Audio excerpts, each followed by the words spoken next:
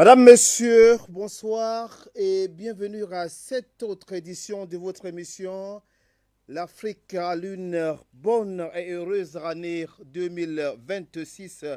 2026 est une autre année électorale sur le continent africain, présidentielle, législative, municipale ou régionale, d'un pays à l'autre, du moins dans certains pays du continent africain. Les électeurs seront appelés aux urnes pour élire le président de la République, les députés, les conseillers municipaux ou régionaux.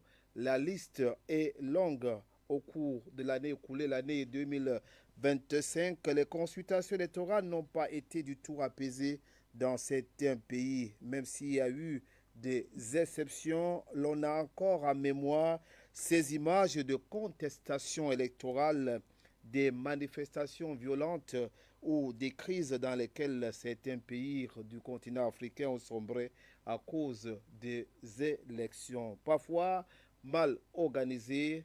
Et quelles leçons donc à retenir pour les échéances de 2026? Comment le continent africain ou certains pays africains devraient-ils se préparer pour mieux organiser les élections en 2026? On en parle ce soir avec nos invités. Madame, Monsieur, bienvenue sur ce plateau. C'est l'Afrique à l'une sur la chaîne de télévision panafricaine Afrique Média.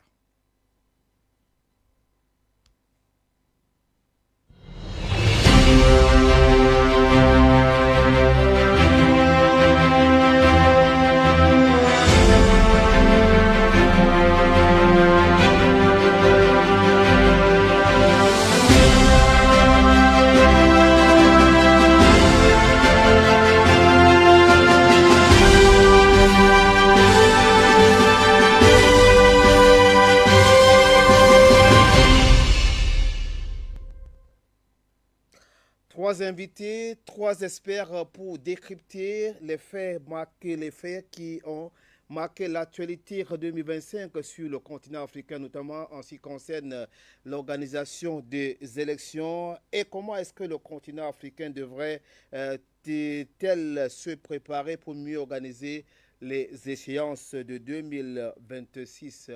Un rappel pour cette nouvelle année, des élections présidentielles sont programmées ou sont annoncées dans certains pays comme le Congo, l'Ouganda, le Djibouti, le Bénin, l'Algérie et le Sud-Soudan.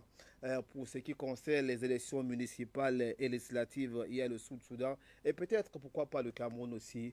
On verra si jamais le col électoral sera convoqué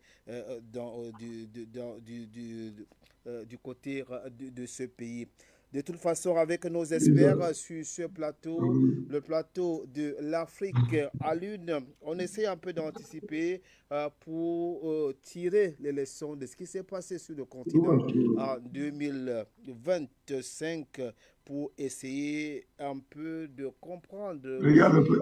Ouais, prends ce ton qui pourrait téléphone là-bas. se passer. Est-ce que le Apporte un peu continent ton africain, téléphone. est-ce que Regarde les un peu Afrique Africains Média. Suis ont Chris pour pu voir. tirer Parce que moi, les je vois grandes pas, je vois. leçons Viens, des je vois seulement élections comment c'est parfois que tu bien parles. organisées dans certains pays, plus ou moins mal organisées dans d'autres? On en parle sur ce plateau Dans Facebook, tu avec cherches Afrique Média. nos invités.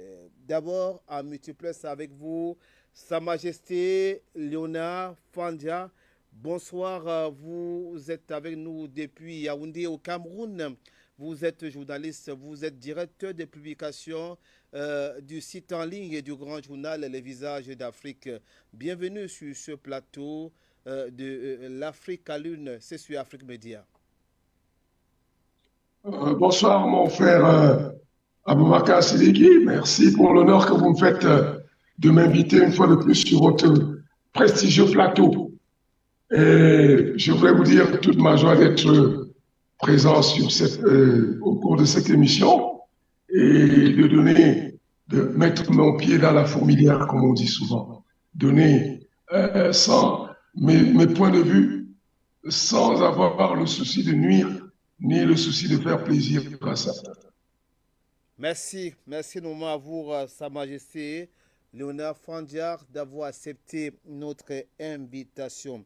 Nous avons sur ce plateau un autre acteur c'est un acteur politique. Il était au four au moulin pendant la présidentielle au Cameroun dans le cadre d'une formation politique comme l'un de ces brillants communicants. Nous sommes heureux de vous recevoir sur ce plateau. Monsieur Afanour Bobo, je crois que j'ai bien prononcé le nom. Bonsoir et bienvenue sur ce plateau de l'Afrique à Lune, c'est sur Afrique Média. Bonsoir, Monsieur Sidik, bonsoir à mes co-panélistes. C'est un plaisir de me retrouver sur votre plateau. C'est, je crois, la première fois que je me retrouve ici. J'ai eu à manquer à vos multiples invitations.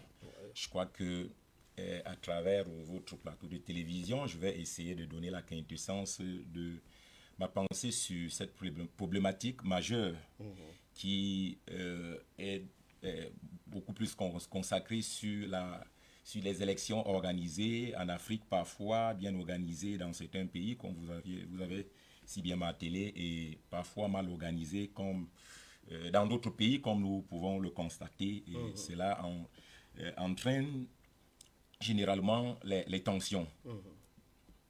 Voilà, je rappelle peut-être pour compléter que vous êtes communicant politique de l'Union démocratique du Cameroun. Il faut le dire, c'est votre signature. C'est vrai. Merci beaucoup. Et oui, effectivement, je suis communicant de l'Union démocratique du Cameroun. Je porte la voix de Madame l'honorable Toumaïnou Ndamjea, candidat à l'élection présidentielle. Il faut le rappeler qu'elle était la seule femme en liste. Donc, j'ai pu valablement porter, n'est-ce pas, le projet, essayer d'expliquer le projet que cette valeureuse dame portait sa vision pour le Cameroun nouveau. D'accord, merci. C'est vrai que sur ce plateau ce soir, vous ne communiquez pas, vous n'êtes pas là au nom du parti politique, vous êtes là en tant qu'expert, quelqu'un qui travaille tous les jours sur ces questions des élections, quelqu'un qui est tous les jours sur les plateaux de télévision pour voir comment est-ce que les choses se déroulent sur le continent africain. Nous disons encore merci d'avoir accepté notre invitation. Ok, c'est moi qui vous remercie pour l'invitation. Merci. Alors, pour compléter cette liste des invités sur ce plateau, nous avons le plaisir de vous recevoir, Monsieur Edwin Ekoto Etonde. Vous êtes observateur électoral. Bienvenue sur ce plateau de l'Afrique à Lune, c'est sur Afrique Média. Okay. Merci, Monsieur Boubacar Mouchili. Et merci une fois de plus pour mon invitation pour la nouvelle année. Question de venir montrer mes conseils, mon expertise à nos frères africains et panélistes dans le domaine électoral, que les erreurs qui ont été commises en 2025 ne puissent pas être connues de la même manière dans le domaine électoral en 2026 de par l'Afrique. De par l'Afrique. Oui. Merci beaucoup. Alors, on commence donc cette émission avec vous, Sa Majesté Léonard Fandiar. Dis-nous un peu, quels sont encore les clichés que vous avez, que vous gardez encore dans votre mémoire par rapport à cette année électorale? Il faut dire que il y a eu pas mal d'élections organisées à travers le continent africain en 2025. Vous qui êtes un journaliste international, votre journal Les Visages d'Afrique a pris le temps de couvrir la plupart de ces élections. Qu'est-ce qui vous a vraiment marqué en 2025, Sa Majesté Léonard Fandiar?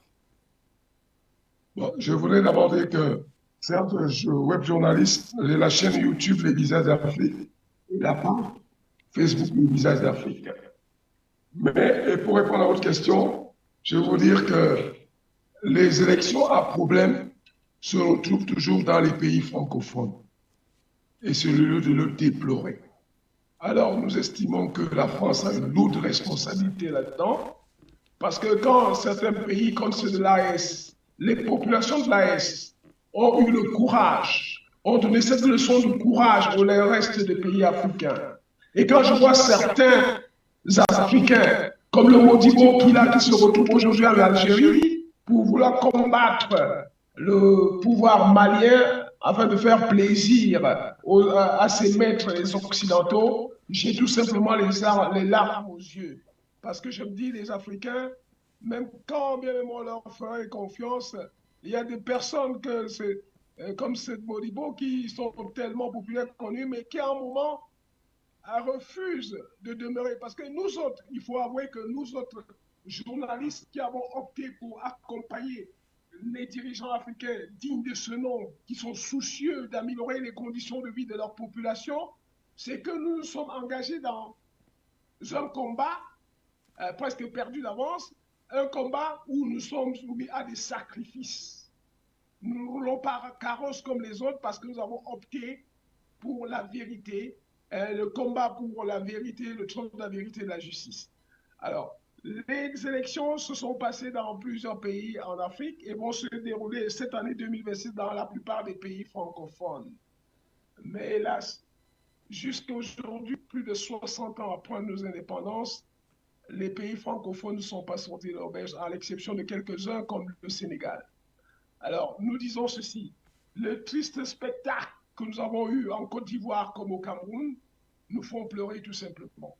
Nous voulons, et ce qui s'inaugure par le lendemain meilleur, comme on voit ce qui va se passer au Bénin, hein, je crois que même en Conakry, hein, les dispositions ont été les mêmes, et tout ça sous la bénédiction de la France. Aujourd'hui, la France veut nous faire croire que peut-être elle n'est pas d'accord avec le régime du Cameroun. Ben écoutez, nous ne sommes pas assidus pour ça. La France est à l'origine de tous les malheurs de ces pays africains, notamment en matière C'est vous qui électorale. le dites, hein? C'est Ouais, vous qui je le le dites. dis, Est-ce je le qu'on n'a dis pas et je quand l'ai même... toujours Oui, dit. allez-y, allez-y. Oui, je dis donc, ce qui va se passer en Algérie, comme au Bénin, comme au Congo, vous savez, ce sera presque la même chose ce qui s'est passé en Côte d'Ivoire. Vous voyez? Donc, mais je crois que le temps est venu pour que certains responsables africains, embrigadés dans des cercles ésotériques, qui les soumettent aux ordres des maîtres dans ces cercles et qui doivent défendre les intérêts de leurs maîtres au détriment des intérêts de leur peuple, il est temps. Parce que tous ces chefs d'État, on les voit dans les messes, dans les chapelles, ils sont avec les églises. On peut dire que, pour le moment, je crois que Olingi Nguema, le président Olingi Nguema, même appartenant à ce cercle, on sent que c'est un monsieur qui est proche du peuple, qui semble vouloir faire quelque chose de bien. Nous croyons que avec lui, comme on a dit, la tradition, avec la tradition france-africaine voudrait que les chefs d'État ne soient pas proches de leur peuple, soient distants de leur peuple, soient confisquent les biens du peuple pour eux, parce que dans la plupart de ces pays, on endette le peuple, on se fait suffoquer le peuple à enlever des impôts pour que l'argent reste dans les comptes numérotés de ces personnes à l'étranger, ou alors dans les chambres coffre-fort des dirigeants de nos pays. Vous verrez que nos dirigeants endettent le pays, pas en se souciant de l'avenir du futur du peuple, de la jeunesse africaine, mais pour leurs intérêts égoïstes, en laissant comme cette épée de Damoclès sur la tête des pays qui seront appelés à rembourser les dettes, le service de la dette après leur règne. Merci beaucoup, Sa Majesté. C'est un crime. Majesté, dites-nous un peu, peut-être, hein, vous avez dit tantôt que dans la plupart de ces pays où les élections ont été plus ou moins mal organisées, ce sont les pays francophones. Comment est-ce que vous vous expliquez cela? Bien sûr, vous n'allez pas toujours avoir la main de la France d'une manière ou d'une autre sans avoir des preuves, mais concrètement, pourquoi cette récurrence des élections contestées ou peut-être mal organisées dans les pays d'expression francophone? Tout est question d'intérêt. Vous savez que la France, pour ne pas la nommer, tient toujours à voir à la tête de nos pays les gens qui leur sont soumis, qu'ils contrôlent. Quand vous n'êtes pas contrôlé à l'image de Laurent Gbagbo, je vous prends le cas de Laurent Gbagbo pour vous dire, pendant le règne de Laurent Gbagbo, on ne l'a pas laissé travailler. Laurent Gbagbo a passé son temps à aller à Marcoussis, à aller à Burkina, à Ouagadougou, à aller en Afrique du Sud, à aller partout, c'était les réunions avec les rebelles. Et c'est le mode opératoire. Quand vous êtes soumis, et vous êtes un bon élément, on vous laisse gérer. Vous pouvez tuer même votre peuple. Dès lors qu'on sait que vous vous endettez pour que l'argent reparte dans les l'économie française et européenne, l'Union européenne, il n'y a pas de problème. Qu'importe, même si votre peuple meurt, parce que les hôpitaux, il n'y en a pas. Le plateau technique, il n'y en a pas. Chaque jour, on va vous parler de la couverture universelle de la santé, qui n'est qu'un leurre. On va parler de la souveraineté du pays. Quand toi, comment l'or, ça se passe avec l'or, vous voyez que vous gérez dès lors que vous préservez les intérêts. Parce que voilà, c'est le véritable problème.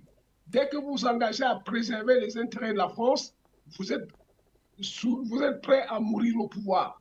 Mais dès lors que vous tentez de faire comme Laurent Gbagbo, chaque jour, il y aura des sorties. Pendant les campagnes, parce que revenons en 2010, avant l'élection présidentielle au Burkina, en Côte d'Ivoire, le pays était balkanisé, le Nord était sous le contrôle des rebelles, mais on a poussé Laurent Gbagbo à faire les élections. Hein, on l'a poussé à faire les élections, alors que les conditions n'étaient pas réunies.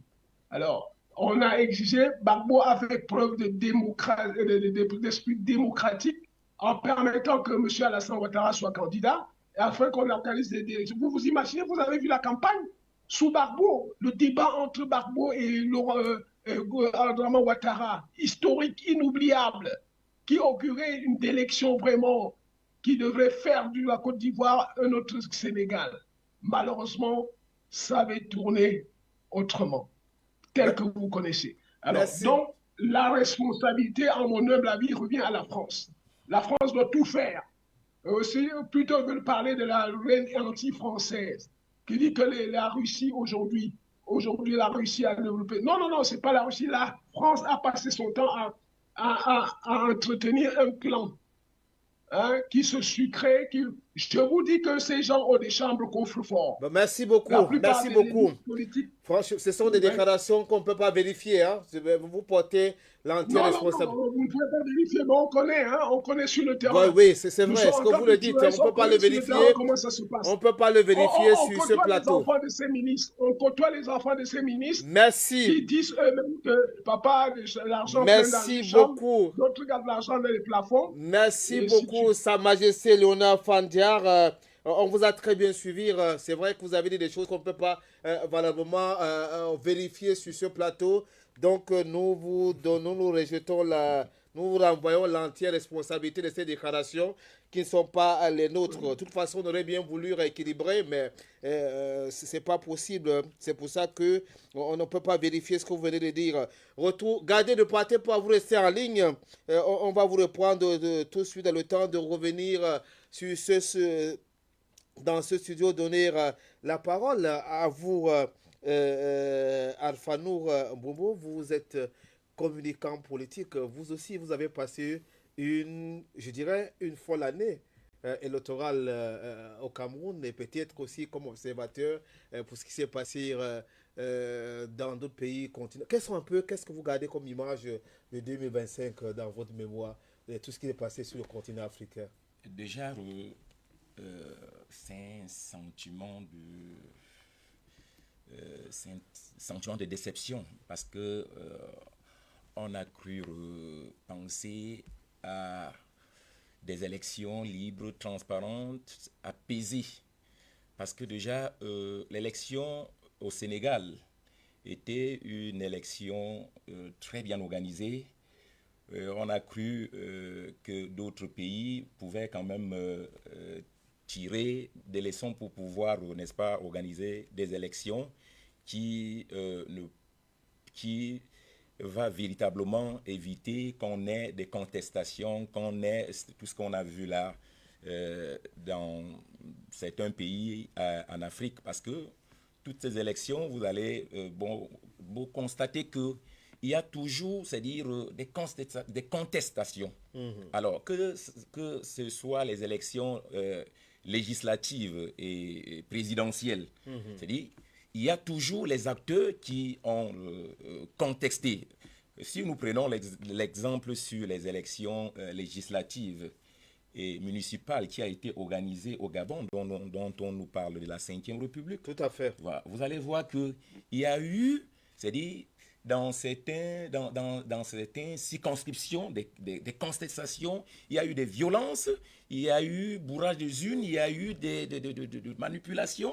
C'est pas moi qui le dis, nous avons constaté qu'il y a eu même, on a repris... Peut-être à travers les images qui ont circulé. Effectivement, avec les images dans les réseaux sociaux qui ont circulé, et on a quand même, c'est-à-dire repris les élections dans certaines circonscriptions au Gabon. Pourtant, avec...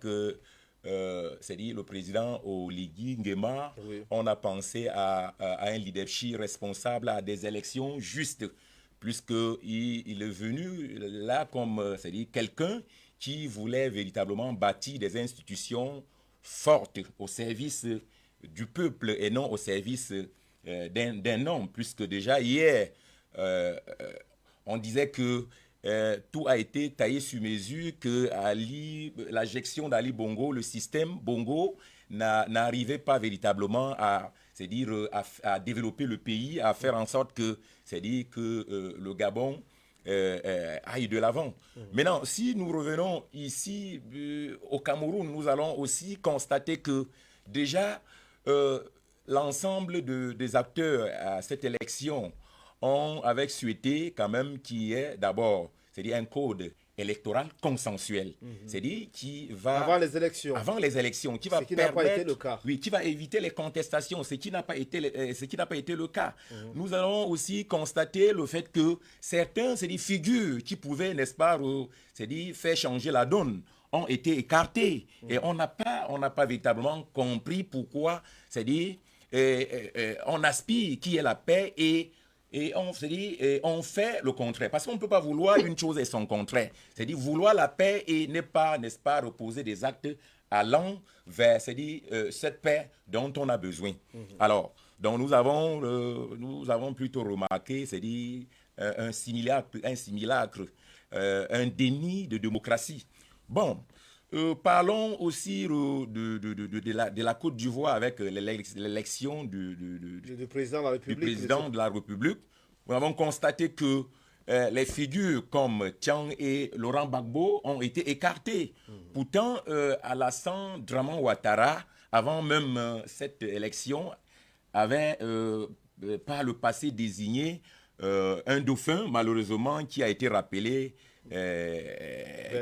vers Dieu. Et on a cru que ces grands hommes, ces grands économistes devaient, n'est-ce pas, c'est-à-dire devaient laisser la place à quelqu'un, n'est pas seulement laisser la place à quelqu'un, mais c'est-à-dire laisser un pays stable avec des institutions véritablement fortes. Puisque si vous vous rappelez, le président américain, le nom m'échappe un peu, le président américain qui était l'espoir des Africains, Barack Obama avait dit au Kenya que l'Afrique n'a pas besoin des hommes forts. L'Afrique a besoin des institutions fortes. Je crois que ça a été un message. Alors, quand on continue à penser qu'il y a des hommes, c'est-à-dire indispensables, sans toutefois penser à l'alternance. Parce que pour qu'il y ait véritablement un pays développé, c'est-à-dire il faudrait au préalable plutôt aux institutions. Penser aux institutions, penser à l'alternance, parce que c'est que je n'ai pas pu faire. Mon co-panéliste viendra, c'est-à-dire viendra faire, et il viendra aussi que dirais-je, c'est-à-dire apporter, c'est-à-dire sa modeste contribution, apporter autre chose de nouveau. Donc, nous sommes vraiment désolés, c'est-à-dire déçus de constater que on continue à penser que ce qui n'a pas marché 30 ans après, 40 ans après, peuvent véritablement marcher 5 ans ou 7 ans. Donc, nous disons vraiment à tous ces dirigeants, c'est-à-dire d'essayer de faire, c'est-à-dire quelque chose. Il faudrait quand même qu'ils essaient de comprendre que lorsque on a donné, il faut aussi passer la main à une autre personne pour que cette personne essaye aussi d'apporter quelque chose. Parce que tout Africain aspire à l'émergence. Et l'émergence le concept de l'émergence, c'est un changement de mentalité. C'est aussi, c'est-à-dire avoir ces institutions véritables qui peuvent, c'est-à-dire mieux organiser les élections. Parce qu'aujourd'hui, nous constatons que l'appareil en charge de l'organisation est acquis au pouvoir en place. C'est-à-dire le système finit par détourner, c'est-à-dire les institutions judiciaires pour que plus personne n'ait, c'est-à-dire l'accès. Nous avons pendant les opposants, je vais dire, ont réclamé, même dans ce pays, qu'il faudrait qu'il y ait la révision du code électoral. Vous l'avez dit à l'entame. Et voilà, je dis à l'entame, ils ont revendiqué un certain nombre, ils ont même voulu qu'il y ait quand même un dialogue avant les élections, mais rien n'a été fait. Il y a eu des promesses. C'est la raison pour laquelle vous dites, pour vous, vous avez vraiment été déçu en 2025. Voilà, j'ai été déçu en 2025 et je ne peux pas, je ne serai pas d'accord avec Majesté parce que déjà, il ne faudrait pas toujours qu'on pense que c'est la France qui viendra changer les choses. Il faudrait quand même que les Africains comprennent que le destin de l'Afrique est entre leurs mains. La France ne fait que protéger ses intérêts. C'est maintenant à nos dirigeants de comprendre qu'il faut maintenant avoir des coopérations sud-sud. Il faut, n'est-ce pas, revoir les accords qui ont été par le passé. Merci beaucoup à vous, M. Alphanou Bombo. On va prendre l'avis de quelqu'un qui a passé tout son temps au cours de l'année 2025 à observer les élections dans un certain nombre de pays. Monsieur Edwin Ekoto Etonde, dis-nous un peu tous ces problèmes soulevés. On l'a suivi. Je voudrais bien, Monsieur Sa Majesté Léonard Fandia a évoqué les exclusions de certains candidats. Et le précédent orateur, Monsieur Alphanou Bombo, vient également de le dire.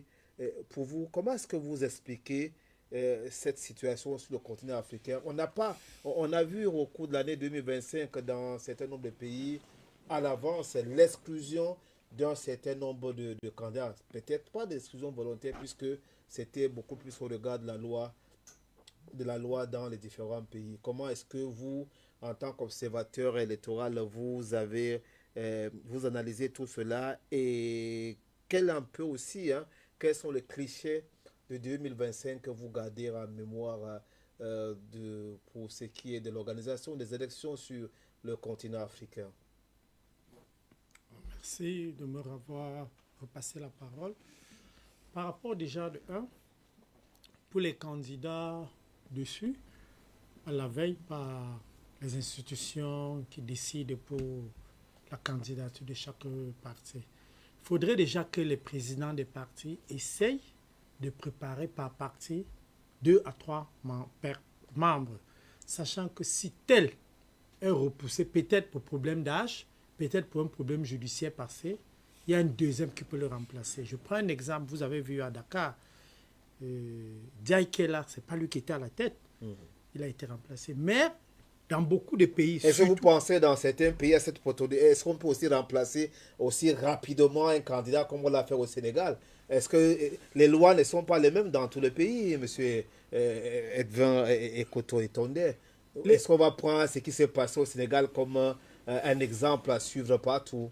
On l'a vu peut-être dans un pays comme le Cameroun, on a vu un candidat qui n'a pas été accepté avec tout ce que ça a conduit comme difficulté aussi, toute la littérature développée autour jusqu'à ce jour. Oui, chaque parti doit avoir ce qu'on appelle une base. Il faut toujours prévoir, en cas où, il faut toujours prévoir un plan A, un plan B, un plan C.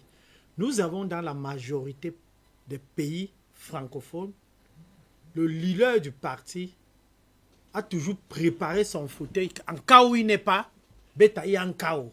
Non, c'est pas ça. Même un papa dans sa famille prévoit toujours, voilà mon successeur, en cas où il me désobéit ou en cas où il décède, voilà c'est lui, il fabrique toujours. Mais dans des partis politiques en Afrique, même des partis à la tête des pays, je précisais bien pays francophones, il y a toujours une dictature dès la base, la majorité.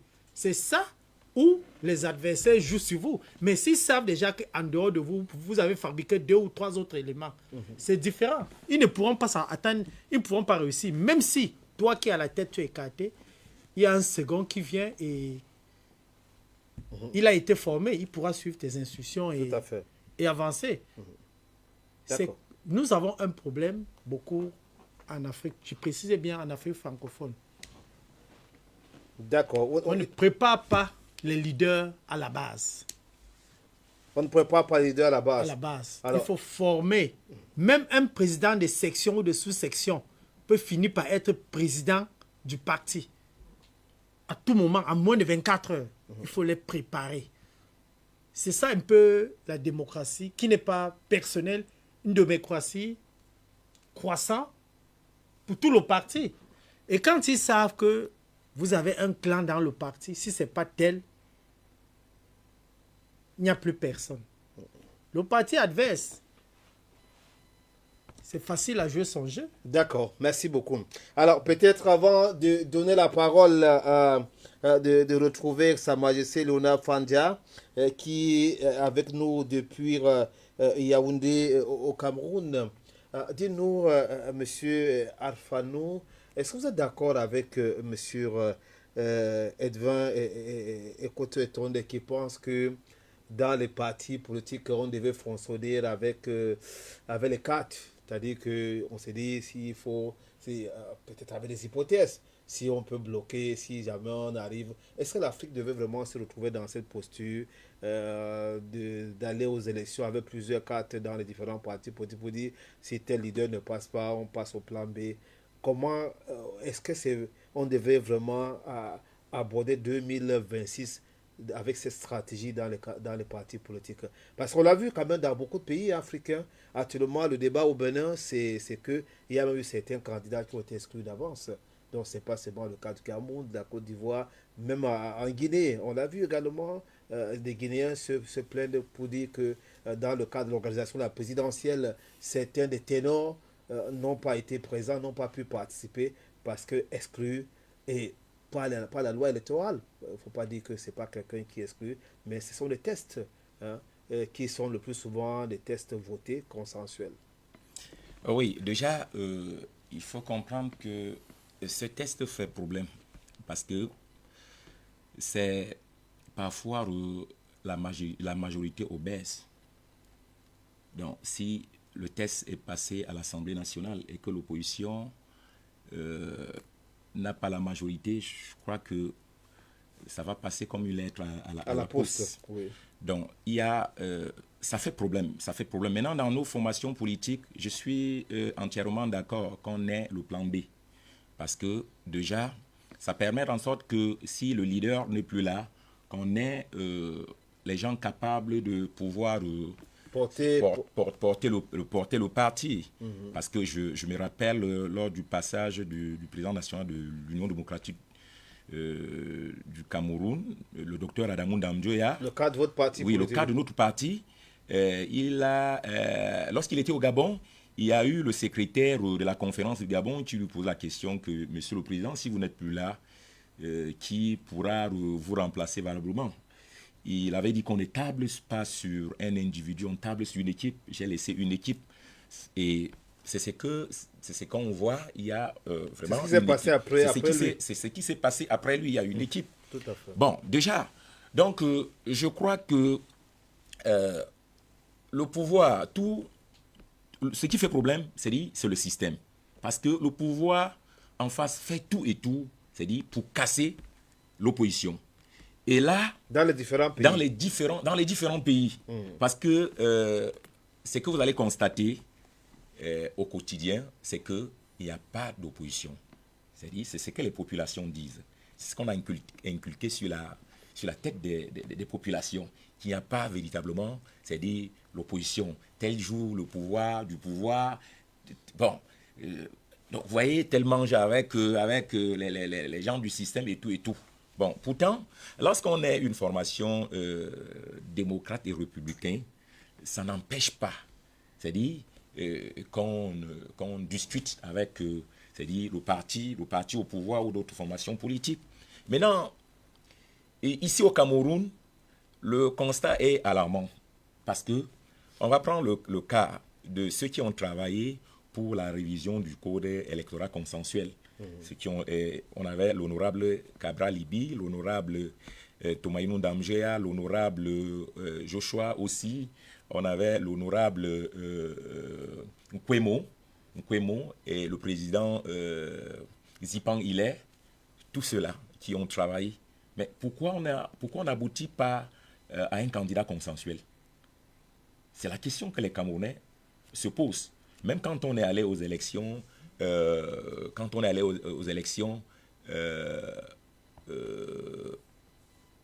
c'était quelle élection là? Élection régionale. Quand on est allé aux élections régionales Oui, et même les élections sénatoriales. Mais pourquoi il n'y a pas eu la coalition entre ce parti? Parce qu'il y a dans certaines circonscriptions où une formation politique avait c'est-à-dire des électeurs, des conseillers. Mais la liste n'était pas validée, n'était pas candidat, mais il n'a pas pu soutenir. Il n'a pas. Et alors, la réponse c'est quoi? Pourquoi il n'y a pas eu consensus? C'est la question qu'on se pose. Oui. C'est la question qu'on se pose. Donc, et tout ça là, ça emmène certains, c'est-à-dire les populations. Le peuple a pensé que, c'est-à-dire, il n'y a pas véritablement l'opposition. Vous avez vu ce qui s'est passé lors de ces élections où, bon, il n'y a pas eu vraiment un candidat consensuel, parce que le candidat consensuel, normalement, devait être issu des acteurs de ces plateformes. Oui, non, pas de cette plateforme, des 11 candidats à l'élection présidentielle. Qui étaient face aux candidats sortants. Oui. On ne pouvait même pas avoir un candidat unique. Ça ne se fait jamais, mais on pouvait avoir un candidat consensuel. Mais vous voyez que ce sont ceux qui n'étaient même pas candidats aux élections qui ont choisi un candidat en disant que voilà le candidat consensuel. Et le peuple soif du changement s'est dit voter pour ce candidat. Bon, malheureusement, on a vu ce qu'on a vu. D'accord, ok, merci beaucoup. Bon, on en a vu ce qu'on a vu. C'est pas seulement le cas du Cameroun qui nous intéresse ce soir dans le cadre de cette formation. Est-ce que Sa Majesté Lona Fandia est avec nous? On aimerait bien vraiment que nous prenions un peu notre temps pour diagnostiquer ce qui s'est passé en 2025. Vous venez de suivre votre précédent orateur, le précédent orateur sur le cas du Cameroun. On aurait un peu quand même élargi parce que ce n'a pas été un cas unique. On se retrouvait avec l'exclusion on dirait pas, de certains, des ténors de l'opposition.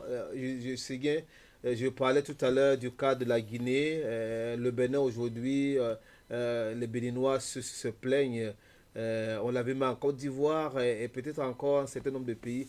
Comment est-ce qu'on peut vraiment expliquer cela? Est-ce que c'était un mauvais jeu électoral ou c'est juste tout simplement le cours normal des choses dans le cadre de l'organisation d'une élection, puisque tout passe sur la loi? C'est pas de façon, je dirais pas spontanée comme ça et peut-être sur la base de rien que certains noms ne figurent pas sur la liste des candidats. Comment est-ce que vous comprenez tout cela, Sa Majesté Lona Fandia?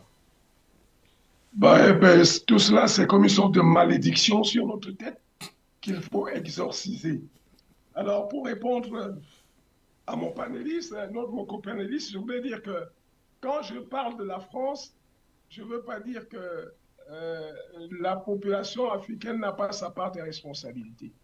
D'ailleurs, les pays de la Confédération de l'AES nous ont donné suffisamment de preuves qu'un peuple en osmose, en union avec ses dirigeants, et c'est ça qui est le plus difficile dans nos États, où nos peuples ne se reconnaissent pas dans leur leader. Dans ces trois pays, le peuple se reconnaissait dans leur leader, ils ont pu chasser la France. Alors, dans nos pays, la politique consiste à distancer les chefs d'État de leur population. Ils sont conscients qu'ils sont aux ordres de la France, préserver les intérêts de la France et de l'Union européenne. Et pour cela, c'est quoi? Tout se verse dans une sorte de villageoisie, de sauvagerie et même de criminalité. Villageoisie, pourquoi? Parce que depuis toujours, ces gens n'ont pas permis à ces pays d'adopter un code électoral consensuel, objectif et sincère accepté de tous. Ils ferment les yeux pour que les tenants du pouvoir adoptent des codes électoraux villageois où on doit toujours exclure ceux qui tenteraient de faire le poids face au pouvoir. Ils oublient qu'en Côte d'Ivoire, en 2010, je vous appris, même plus tard, Guillaume Soro a reconnu que c'est Laurent Gbagbo qui avait gagné les élections. Hein? Mais cette fameuse communauté internationale a demandé à nier le résultat programmé par le Conseil constitutionnel. Ailleurs, ils vous disent que le Conseil constitutionnel, la parole du Conseil constitutionnel est sacrée. Mais en 2010, nous avons vu comment cette fameuse communauté internationale a désavoué le Conseil constitutionnel jusqu'à demander au Conseil constitutionnel de se dédire. Hein? Alors, sauvage, pourquoi? Parce que c'est des principes sauvages dans nos États où on se donne le droit d'exclure des gens, des candidats qui font peur, hein, les empêcher. On va même jusqu'à changer les informations sur les sites des ministères, tout simplement pour pouvoir barrer les candidats.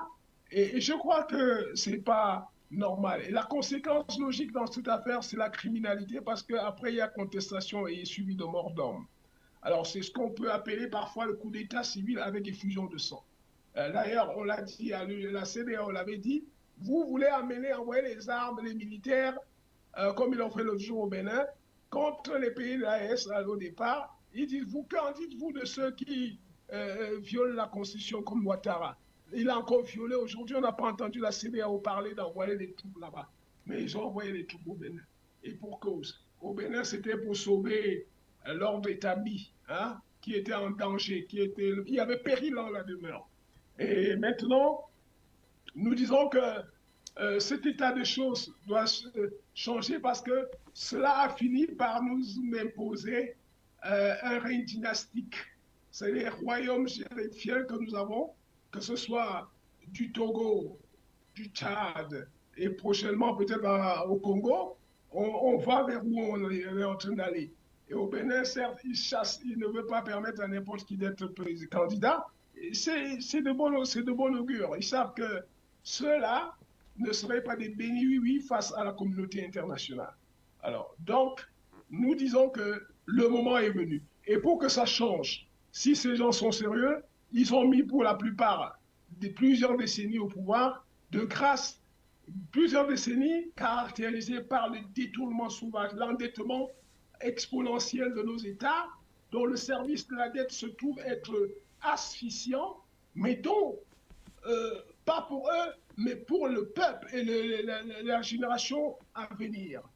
Comme je vous l'ai dit, ils asphyxient le peuple à travers l'endettement, ils asphyxient le peuple à travers les dettes, ils bradent les sociétés de souveraineté aux États, à la communauté internationale, la fameuse communauté internationale, et ce que cerise sous le gâteau, c'est ce qui s'est passé l'autre jour au Togo. Les pays émirats arabes disent que nous avons importé plusieurs tonnes d'or du Togo, alors que le gouvernement dans les chiffres après, c'est pareil au Cameroun. Les Émirats arabes disent qu'ils ont importé plus de 15 000 tonnes, alors que le gouvernement parle de 22 kilos de vendus. Vous voyez donc, et tout ça, c'est cautionné par la communauté internationale. Quand ce gouvernement se comporte comme ça, la communauté internationale ne peut rien dire. Et dans le cas du Cameroun, vous voyez comment l'ITIE avait déjà exclu le Cameroun dans un premier pas pour la gestion opaque des richesses minières de ce pays. Ça a fait que s'empirer. Puisqu'en plus de l'or, quand on vous parle des Émirats arabes, imaginez ce que la Chine a pris du Cameroun en termes d'or. Vous imaginez. Et avec ça, ça va à l'étranger, ça ne permet pas de constituer un fonds de guerre pour notre propre monnaie. Ça nous amène à envoyer au calendrier grec la création de notre propre monnaie. Alors, et c'est à dessein que tout cela est fait. Et nous disons que, vraiment, de grâce, que nos chefs d'État, avec leur clan là, qui comprennent qu'ils ont mis du temps, qui manifestent parce que tous ces jours, je vous dis, je vais à l'hôpital, je suis à l'hôpital, j'ai des malades à l'hôpital. À chaque fois que j'arrive à l'hôpital, c'est des décès. Pas plus tard que ce matin, j'ai vu un petit de près de 7 ans, les cancers des yeux gonflés qui étaient en larmes. J'ai demandé au bon Dieu si on pouvait aider cet enfant à souffrir pour pleurer, je l'aurais fait. Ça me faisait tellement mal. Dans un pays riche comme le Cameroun et comme la Côte d'Ivoire, où on ne s'occupe pas suffisamment de problèmes de santé, on promet la santé universelle qui ne vient jamais, les routes même dégueulasses, alors que le peuple camerounais étant un peuple dynamique, ce gouvernement aurait pu nous réaliser des routes à l'image de ce que nous fait le président Ibrahima Traoré au Burkina avec plus de 200 milliards. Ça dit que chaque route, 4 voies, deux autoroutes avec 4 voies de chaque côté, hein, 200 milliards. Au Cameroun, on a plus de 500 milliards pour 60 km. Alors vraiment, je crois que tout cela amène les gens à comprendre que, de grâce, nous supplions nos dirigeants d'avoir un temps soit peu un sentiment pour ce peuple qui est spolié, qui est maintenu dans la misère. Merci beaucoup à vous, Sa Majesté Léonard Fandia. Alors, Monsieur Ekotor Etondé, alors, il faut dire aussi que tout n'a pas été mauvais sur le continent africain. Peut-être avant de vous donner la parole, nous avons parlé du cas du Cameroun, on a vous parlé à nos pays. Il y a quelques jours, la Guinée vient d'organiser une élection présidentielle. C'est une élection qui s'est déroulée pratiquement de façon apaisée. La République centrafricaine sort d'une élection. On n'a pas suivi quand même de bruit, de casseroles de ce côté-là. Tout s'est passé. Pourtant, il y avait beaucoup de craintes. C'est la raison pour laquelle je voudrais bien que nous partions en Centrafrique. Peut-être avant de vous donner la parole, prendre quelques réactions sur le terrain de nos envoyés spéciaux qui étaient en Centrafrique, qui ont couvert cette élection présidentielle, cette élection régionale, comme d'ailleurs dans d'autres pays africains. Il faut dire qu'Afrique Média est toujours est représentée partout à travers le continent africain et aucun événement organisé en Afrique n'échappe sous l'œil et de la caméra d'Afrique Média et les écrits de ces journalistes qui sont déployés un peu partout. Il y a une équipe qui était en République centrafricaine. Je vous propose de suivre ces réactions recortées sur le terrain pendant le jour de l'élection il y a quelques jours en Centrafrique. C'était le 29 décembre dernier. C'est un grand jour pour nous, un grand moment d'émotion, très grand moment d'émotion. Après que le président ait mené ce grand combat pour libérer le peuple et ce pays du joug du néocolonialisme français, aujourd'hui nous sommes libres de voter et de pouvoir, je dirais, choisir l'avenir et notre destin, tout simplement, en toute liberté, sans pour autant que nous puissions être comme à l'époque, subir un certain nombre de pressions, de contingences. Nous sommes libres aujourd'hui de voter et c'est en toute liberté que le président a voté après avoir libéré le peuple centrafricain du joug du néocolonialisme français. Et je suis heureux que d'autres frères africains lui aient emboîté le pas et que cette dynamique-là continue d'animer toute l'Afrique. Et donc, on a pu choisir le meilleur programme du président qui est toujours fidèle à l'esprit panafricain, toujours fidèle à cette grande ambition panafricaine que de faire de l'Afrique une puissance qui comptera dans ce monde-là. Vraiment, c'est un grand jour. C'est un grand jour pour moi aussi de me retrouver parmi vous, vous qui avez mené ce combat-là. Et donc, que Dieu bénisse le président Touadéra et que Dieu bénisse l'Afrique et Dieu bénisse la presse panafricaine.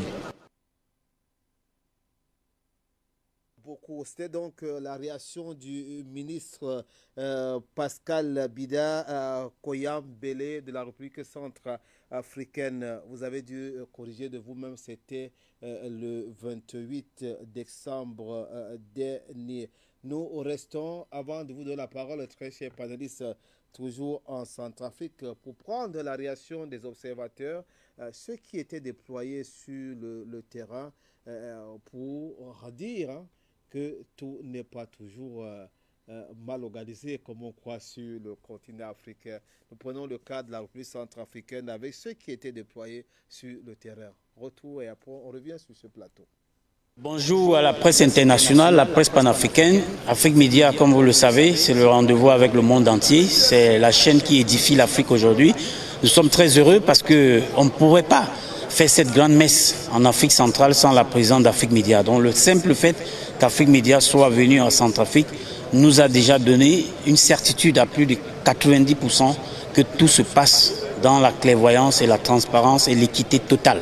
Parce que vous savez, la chaîne panafricaine est faite pour informer et non pour désinformer. Donc nous sommes très heureux de la présence d'Afrique Média et des autres presses internationaux qui ont fait massivement le déplacement pour venir accompagner la République centrafricaine dans sa marche démocratique. Et nous disons que cette élection est spécifique cette année pour la Centrafrique parce que faire une élection quadruplée pour un État dont on ne les prenait pas à un degré donné, c'est déjà un défi relevé. Il faut remercier l'ensemble des autorités en charge, l'ANE et surtout le gouvernement qui a fait cette ouverture-là, de telle sorte que la campagne électorale a été apaisée que jamais, où tous les candidats ont vaqué librement sur l'étendue du territoire, ont exprimé et ont décliner leur programme politique et je pense que c'est tout ce qu'on peut demander pour un pays qui est à la quête de la démocratie. Et je pense que tout ce qui peut nous réjouir aujourd'hui, c'est que les dispositions ont été prises. L'ANE a tout mis de manière technique et aujourd'hui nous voyons massivement les Centrafricains sortis, s'exprimer dans les urnes et nous savons que au soir de cette élection, le résultat qui sortira des urnes sera accepté de tous et par tous parce que nous, en tant qu'observateurs, nous n'avons remarqué en aucun cas un dysfonctionnement jusqu'à l'heure. Aucune œuvre humaine n'est parfaite, ça c'est sûr. Il peut y avoir ci et ça à l'intérieur, un peu partout, mais nous savons déjà que sur les dispositions pratiques, tout a été fait. Rien n'a été délaissé et même avec le président de l'ANE tout à l'heure, on l'appelait de l'intérieur, il donnait des consignes. Donc ça veut dire que c'est une élection dont l'ensemble du peuple centrafricain a pris avec beaucoup de sérieux. Donc nous disons une fois de plus merci à l'ensemble de la presse internationale qui a accordé cette grande faveur à la République centrafricaine de le mettre sur orbite pour que le monde entier sache de manière libre et équitable ce qui se passe. Et Afrique Média, je le dis avec la main sur le cœur, c'est la chaîne qui fait l'Afrique et l'Afrique doit suivre Afrique Média. Nous sommes déployés sur le terrain. De l'avis de nos observateurs sur le terrain ce matin, le vote, le scrutin s'est déroulé dans le calme. Mais nous voulons aussi apprécier la montée en puissance de l'appropriation nationale de la gestion du processus électoral au niveau de la commission électorale qui a tout mis en place pour que ce processus se déroule. Et nous voulons aussi saluer le caractère de choisir le quadruple scrutin qui est un élément très positif pour le processus électoral en Afrique. Si cette élection réussit, je pense que la RCA devient un cas d'école. Donc actuellement nous sommes en train de lancer un appel à tous les électeurs qui n'ont pas encore manifesté la volonté d'aller voter, de se rendre dans les urnes pour voter, pour que le soir, les élections deviennent aussi une fête en Afrique. Nous voulons vous remercier surtout pour la couverture et cela, c'est dans l'évolution de la démocratie en Afrique. Et notre rôle aussi, c'est que quand nous rentrons chez nous dans nos pays, nos différents pays, nous allons relayer l'information que la RCA est sur la bonne voie de la démocratie. Nous vous remercions pour tout et surtout pour le caractère du dynamisme de la démocratie à RCA. La première observation, c'est que les votes se déroulent dans une atmosphère de tranquillité, de paix, de sérénité. Ça, c'est très important pour un processus électoral. Qu'il n'y ait pas de heurts, qu'il n'y ait pas de bagarre, qu'il n'y ait pas de querelles. Et dans tous les bureaux de vote où nous sommes passés ce matin, nous n'avons constaté aucun acte de violence. Ça, c'est déjà une remarque très, très importante. La deuxième observation, c'est qu'il y a un engouement. Le Centrafricain veut voter. Hein. C'est une deuxième observation positive. Maintenant, il y a quelques imperfections ci et là que nous avons notées, notamment dans les heures d'ouverture de bureaux de vote. Il y a certains bureaux de vote qui ont été ouverts en retard. Bon, il y a une solution qui est prévue par le code électoral. L'ouverture sera, la clôture du bureau de vote sera retardée conséquemment. Nous avons également noté l'absence de quelques instruments, de quelques intrants dans les bureaux de vote. Ces éléments qui manquent, ces intrants qui manquent seront pourvus. Donc quand on constate l'absence de bulletins de vote ou l'absence de liste de dérogation, nous le signalons immédiatement à l'autorité nationale des élections qui a mis en place une équipe de veille qui est chargée de régler au fur et à mesure que ces problèmes au fur et à mesure qu'ils sont présentés. Donc pour l'instant, il n'y a pas de difficultés majeures. Les petits problèmes que nous notons par-ci et là peuvent être corrigés par le retardement de la clôture pour laisser aux Centrafricains les 12 heures de temps prescrites pour le vote, et dans les bureaux de vote où le matériel est arrivé en retard, eh bien, on devra accorder aux électeurs autant de temps pour qu'ils puissent voter. Merci. Donc pour l'instant, les choses se passent normalement et à la satisfaction vraiment de la démocratie et du caractère inclusif, honnête, démocratique du vote en Centrafrique. Merci. Retour sur ce plateau après ce tour en République centrafricaine. Nous disons merci à tous nos envoyés spéciaux qui étaient de ce côté-là sous la grande direction du président directeur général d'Afrique Média. Nous disons merci énormément à vous, Junior Wafo et Raoul qui étaient sur place à Bangui. Alors, Monsieur Ekoto, voilà une élection jusqu'ici. Depuis le 28 décembre, on n'a pas les échos des urnes brûlées, des populations dehors en train de manifester. Ça veut dire que l'apaisement observé continue pour dire que tout n'est pas noir sur le continent africain comme on a la tendance de croire parfois. Merci, Aboubakar. Le cas de la Centrafrique et de la Guinée, où il y a eu des apaisements en 2025 dans le domaine électoral, je veux vous dire, les Centrafricains, ils ont eu une chance d'avoir un chef d'État à la tête encore très très dynamique. Ça veut dire, c'est un chef d'État qui va sur le terrain. Il a toute une équipe qui vont sur le terrain. Voilà pour une première fois dans l'histoire du monde. Président du Conseil constitutionnel qui détient la décision des élections. Il est sur le terrain lui-même pour observer. Et il fait un rapport. Vous vous rendez compte qu'il maîtrise la chose électorale pour une première fois dans le monde. Ça veut dire le président Touadéra veut des hommes sur le terrain. C'est ça. Et lui, c'est un chef d'État de proximité. Il va vers la population. Il surprend les gens en campagne. Il les écoute. En Guinée, s'il y a eu de calme, c'est ça. Parce que quoi?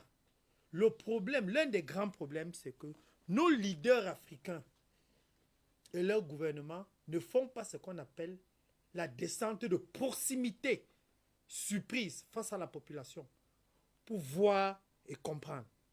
Quand ils envoient juste des chargés de mission aller sur le terrain, parfois ils n'y arrivent même pas. Parfois ils y arrivent, ils trouvent des vérités. Mais ils trouvent que s'ils font ce rapport, ils sont impliqués de cette vérité, ils ne font pas ce rapport. Donc il faut aller sur Olingi Nguema. Si vous avez constaté, avant les élections présidentielles, ils surprenaient les éleveurs en pleine campagne, ils les surprenaient avec l'hélicoptère. La population a besoin de se sentir proche des hommes qui les gouvernent, de temps en temps, même si ce n'est pas surprise. La population a besoin de ça. C'est le qui-vive.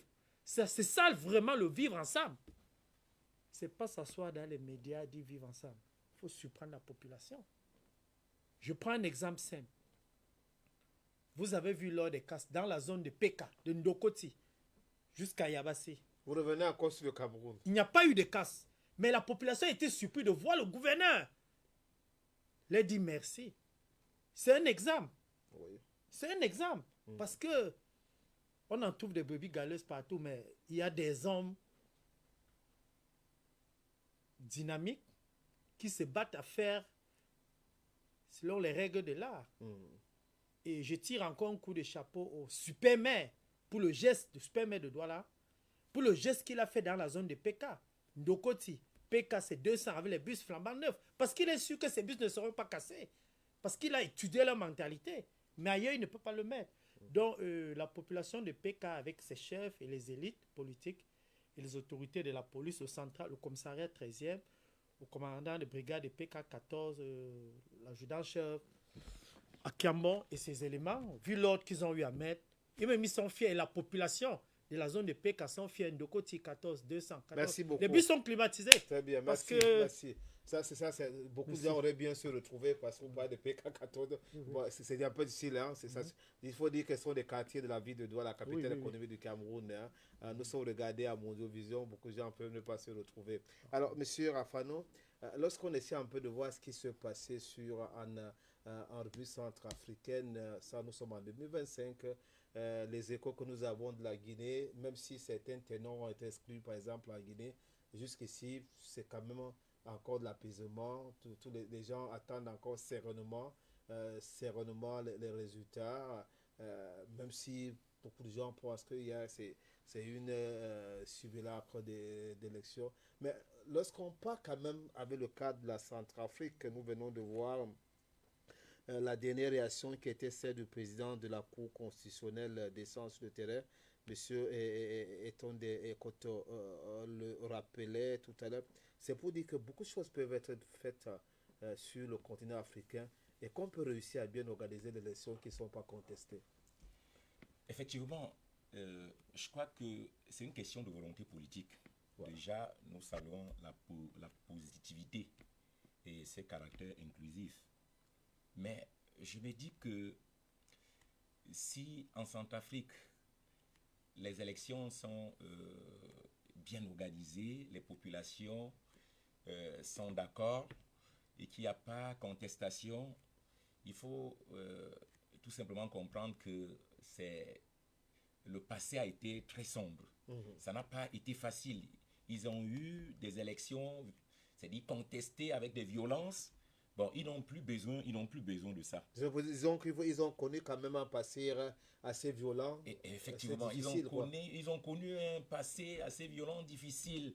Si on commence d'abord par Ange-Félix Patassé, l'époque de Ange-Félix Patassé, puis François Bozizé qui vient par un coup d'État, et ensuite Michel Dotedia qui a évincé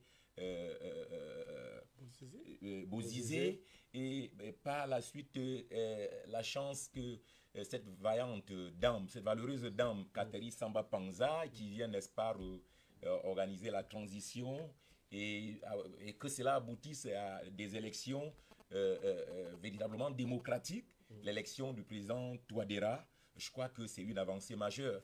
Mais déjà, je crois que le président aurait fait plus. Parce que si je bon mémoire, il va à un 4e mandat. Mais pourquoi un 4e mandat? Pourquoi un 4e mandat? Je me dis que le président... Et si c'est la paix du peuple, comme on est habitué sur le continent africain? Non, nous sommes habitués. Si tel était le... que c'est la paix du peuple. Oui, c'est l'appel du peuple. Mais toute l'Afrique avait appelé Nelson Mandela au 2e mandat. Mais il n'a que fait un seul mandat. Pourtant, il a fait 25 ans de combat politique. Il a fait 25 ans de prison.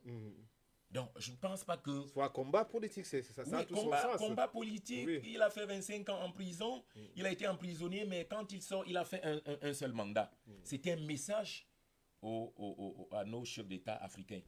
Donc, je crois que le président François Bozizé a remis le pays sur la voie du développement, mais ce qu'il doit faire, il doit à tout prix faire en sorte qu'il y ait vraiment l'alternance démocratique. Alors, donc, parce que c'est ça qui fait problème. C'est vrai qu'on va dire que non, ce n'est pas beaucoup plus l'alternance, c'est l'alternative. Parce qu'avec l'alternative, on a vraiment un projet phare, on a de la vision et tout. Mais je crois qu'à un moment donné, il va falloir qu'il bâtisse, c'est-à-dire les institutions fortes au service de ce peuple. Donc je salue, n'est-ce pas, la descente du président du Conseil, de la Cour constitutionnelle, comme on l'appelle là-bas. De la Cour constitutionnelle. Alors, je pense que d'autres pays vont, n'est-ce pas, comprendre que la Cour ne reste pas seulement au bureau, le président ne reste pas seulement au bureau pour attendre c'est-à-dire le contentieux. Bon, donc pour revenir à la Guinée-Conakry, je crois qu'il va demain avec la Guinée-Conakry. Nous savons comment le président est venu. Il est venu par un coup d'État. Et il a pris le temps, c'est-à-dire d'asseoir sa politique. Il a pu, c'est-à-dire, il a pu mettre sur pied une stratégie qui le permet, c'est-à-dire d'aller à cette élection est sorti vainqueur, puisqu'il a écarté une figure de l'opposition emblématique. Celle d'Alain Diallo, que en 2000, je me rappelle de son élection avec le président Alpha Condé, où au premier tour il avait 43% et Alpha Condé avait plutôt 18%. Alors, je n'ai pas compris ce qui s'est passé au deuxième tour pour que cet homme n'arrive pas, c'est-à-dire au pouvoir. Donc, il faut dire que au départ, il nous a fait comprendre qu'il ne devait même pas être candidat aux élections. C'est le même, ce fut le cas du Gabon, où, c'est-à-dire, je vais dire, personnalité, il vient dans c'est l'appel du peuple. Oui, il vient. Non, il faut qu'on mette à côté l'appel du peuple. On peut dire au peuple qu'on a accompli sa mission. Si c'était l'appel du peuple, pourquoi au Mali, Toumani Touré, c'est-à-dire après avoir fait le coup d'État et organisé les élections, n'était pas candidat. Au Nigeria, avec Boari, vous vous rappelez, qui avait fait un coup d'État, qui avait organisé les élections, il n'était pas candidat. Donc il ne faut pas qu'on nous fasse comprendre que c'est l'appel du peuple. Parce qu'on peut attendre. On peut attendre. Si vraiment on est patriote, si on est venu, c'est-à-dire pour vraiment travailler. Parce que tous disent qu'ils viennent pour réformer le système, qu'ils viennent, n'est-ce pas, pour bâtir des institutions fortes. Parce que le véritable problème en Afrique, ce sont ces institutions qui ne sont pas au service, c'est-à-dire du peuple, qui sont au service d'un homme. Ça fait problème. Tout à fait. Donc, je vais tout simplement dire que s'ils sont là, que ce soit Touadéra, il faudrait quand même que Touadéra, c'est-à-dire, pense à passer la main à quelqu'un d'autre. Ça peut être son dauphin dans sa formation politique et même ce vaillant militaire, parce que il fait son coup d'État parce qu'il a jugé que les choses, c'est-à-dire, ne marchaient pas. Il y avait une mauvaise gouvernance, il y avait la corruption, il y avait c'est-à-dire, la désinformation, il y avait beaucoup de choses qui faisaient en sorte que le pays avait du mal, c'est-à-dire à décoller politiquement et économiquement. Donc, je pense que si il est passé comme, s'il a gagné ces élections, qu'il pense à faire, c'est-à-dire à organiser dans les années à venir des élections, c'est-à-dire inclusives, libres, transparentes, et qu'il pense à passer la main. À passer la main, à faire une limitation de mandat, que chaque leader qui vient là essaie de faire, c'est-à-dire ces 2 mandats, peut-être de 5 ans ou 7 ans. Merci beaucoup. On va essayer un peu d'avoir votre avis sur on dirait pas, hein, j'ai pas envie de dire cette affaire d'alternance d'alternance démocratique sur le continent africain, Sa Majesté Léonard Fandja. Est-ce que vous avez l'impression que c'est un véritable problème sur le continent africain, l'alternance à la tête d'un certain nombre de pays sur le continent africain?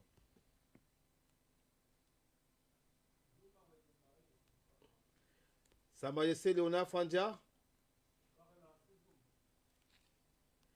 Majesté Léonard Fandja, est-ce que vous êtes avec nous? Alors, je vous retourne cette question. Est-ce que M. Ekoto c'était un véritable problème, l'alternance sur le continent africain? Le continent africain, surtout Dans un certain nombre de pays, on ne va pas généraliser quand même. oui, surtout dans la majeure partie des pays francophones, où l'Occident a beaucoup des intérêts. L'alternance, pour les leaders là-bas, c'est comme si c'est un crime contre l'humanité. C'est comme si c'est un crime contre l'humanité. Le vrai problème, au fond, c'est que vous allez constater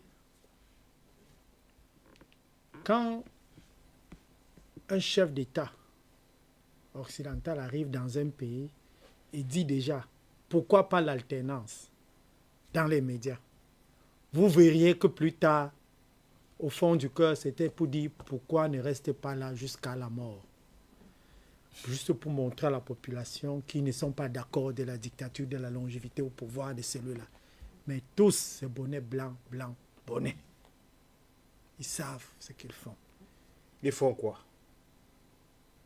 Quand un chef d'État arrive dans un pays, il dit qu'il faut l'alternance. 2-3 ans après, tu es encore candidat, il n'en parle plus de ça. Ça veut dire quoi?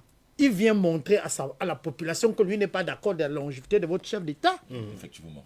Et quand il rentre, votre chef d'État est encore candidat. Il ne parle plus. Vous ne comprenez pas? C'est bonnet, blanc, blanc, bonnet. Je pense qu'un jour, Dieu frappera le cœur de certains pays francophones pour qu'ils comprennent que l'alternance, c'est un passage pour le vrai paradis. Effectivement. L'alternance, c'est un passage pour le vrai paradis. Et les Africains doivent savoir, tout le monde n'est pas né chef. Le pouvoir vient de Dieu. Et quand Dieu t'a donné ce pouvoir, c'est pour servir avec positivité ton peuple Tout à fait. et les hommes. C'est pas pour les mater. D'accord. Alors, on va voir si, Majesté, vous êtes avec nous. Merci. On vous voit, vous êtes à l'antenne maintenant. On vous a perdu un moment. Dites-nous un peu, les précédents orateurs ont soulevé ce problème. Est-ce que la tenance démocratique en Afrique restait un problème sérieux de votre point de vue? Parce que ici, beaucoup pensent que l'un des problèmes rencontrés non seulement en 2025, ou peut-être les années précédentes aussi, que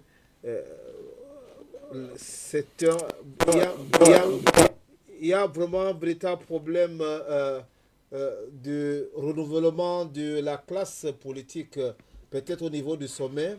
Est-ce que pour vous, vous pensez que l'Afrique souffre aujourd'hui, du moins c'est un certain nombre de pays africains, de cette affaire de la tenance? Oui, effectivement, l'Afrique souffre de problème d'alternance. Au Congo, au Gabon par exemple, le président Ouattara dit la proximité du chef de l'État avec la population est même une tradition au Gabon. Tous les chefs d'État gabonais, depuis Albert Bernard Bongo jusqu'à Oligny Nguema, c'est une tradition de proximité avec le peuple. Et en Centrafrique, il y a une tradition d'alternance. Rappelez-vous que Barthélemy Boganda, qui avait eu le courage de dire au général de Gaulle de leur donner leur autonomie, il avait été tué. On a mis David Dacko au pouvoir. Quand David Dacko a voulu un peu être autonome, on a monté Bokassa pour le renverser. Il y a une première alternance. Voilà, au deuxième. Et après, quand Bokassa voulait faire sa tête maintenant, on a encore pris David Dacko du lit d'hôpital pour l'amener au pouvoir en Centrafrique. Après David Dacko, il y a une démocratie, il y a eu Ange Félix Patassé. En matière d'alternance, la Centrafrique a des leçons à donner aux autres. Vous comprenez? Oui. Ange Félix Patassé a pris le pouvoir. Il y a eu François Bozizé qui vient. François Bozizé vient étant membre d'une église de réveil. On le contraint, un de ses homologues le contraint à aller dans la franc-maçonnerie. Ça n'a pas empêché que 10 ans après, on le renverse. Bon, Touadéra, ce que je regrette, ce que je ne comprends pas, c'est que M. Touadéra, un homme très professeur de mathématiques à l'université, proche de la population, a réussi ce que, en tant que jeune chef d'État, beaucoup d'autres chefs d'État n'ont pas pu faire, pour affirmer son autonomie en nouant des relations sérieuses avec la Russie. Je n'arrive pas à comprendre pourquoi, jusqu'à aujourd'hui, il accuse un retard par rapport aux pays comme le Mali, le Burkina Faso, qui sont arrivés après lui. Parce que Touadéra avait déjà noué des relations avec la Russie, les armées étaient venues et dernièrement, les pays des BRICS ont signé des accords avec ce pays. Et je crois qu'à partir de cette élection, c'est les coudées franches que ce monsieur reçoit. Et je peux vous dire qu'à partir de maintenant, la Centrafrique sera une Eldorado vers où tous les autres vont se converger.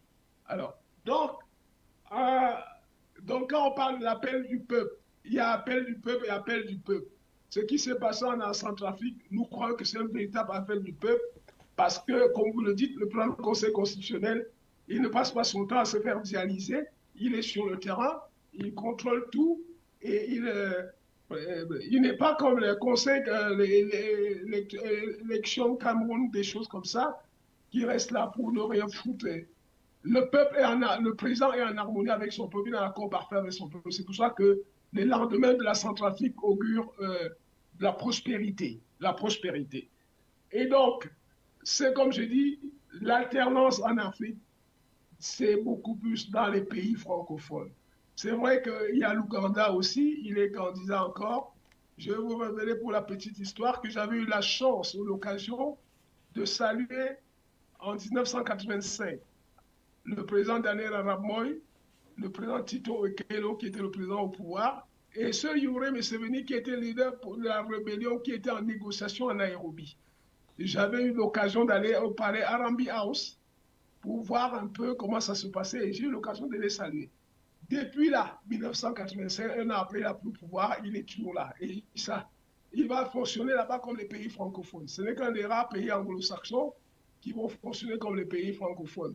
Parce que dans les pays francophones, on est déjà préparé, on a déjà préparé la population à accepter la succession du père, du fils.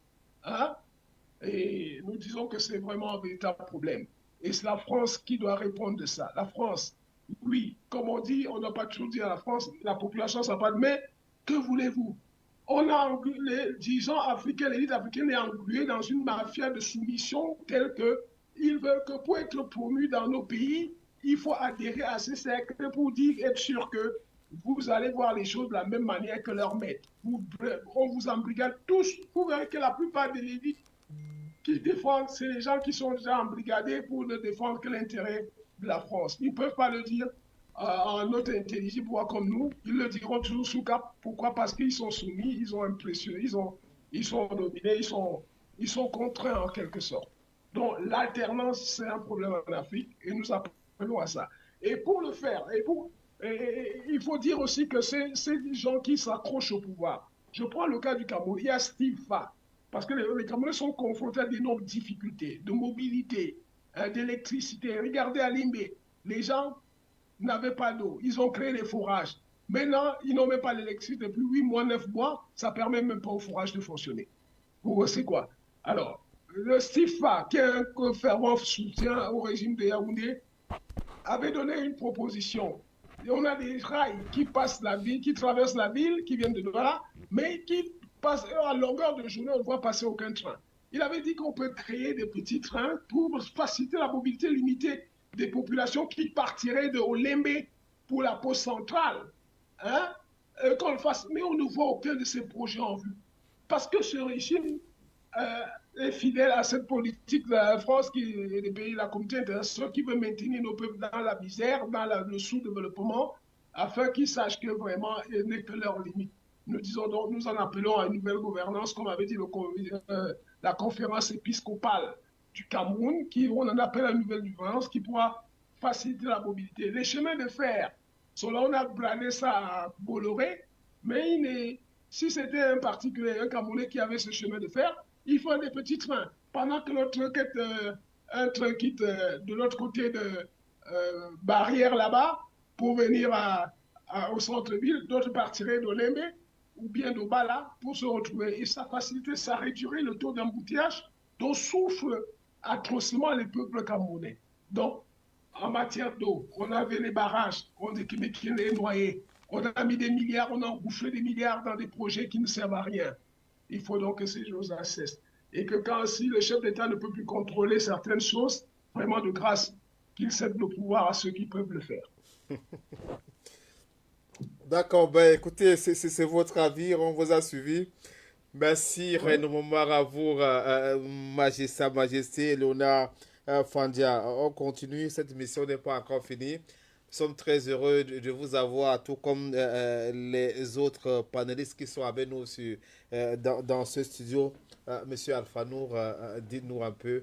On a pris progression, on prend déjà progressivement la porte de sortie de cette émission. On l'a dit déjà, l'année 2026 s'annonce comme une autre année électorale sur le continent africain et dans pas mal de pays africains. On annonce déjà l'élection au Bénin présidentielle cette année même et au Congo-Brazzaville, une autre élection présidentielle. Et le Cameroun pourrait organiser au cours de cette année aussi d'autres élections. Dis-nous un peu comment est-ce que ces différents pays, avec quel levier en main de votre point de vue, ces différents pays devraient affronter 2026 au regard des enseignements des autres pays du continent? Déjà, je pense qu'il n'y aura rien de... On ne peut rien attendre. Parce que si nous prenons le cas... je suis sceptique, hein. Alors, si nous prenons le cas du Bénin, oui.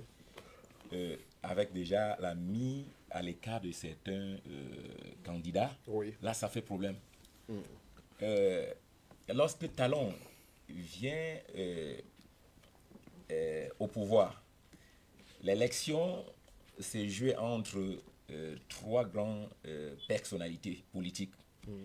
On avait Lionel Zinsou, qui était le dauphin du président Yahi Boni. Tout à fait. Du camp sortant. On avait Ajavon, qui était candidat. Ajavon, le grand homme d'affaires béninois. Et Talon aussi, qui est aussi un homme d'affaires béninois. Tout à fait. Ok. Mais non. Les élections étaient inclusives.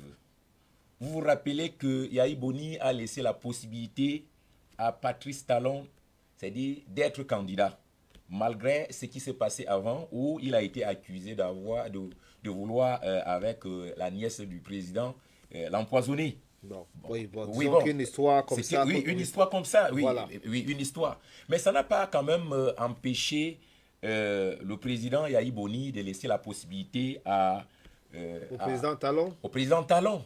Et bien vrai qu'ils avaient Talon par le passé était comme le faiseur de roi. Ça a été le pote même du président Yahi Boni. Bon, par la suite, on ne connaît pas ce qui s'est véritablement passé.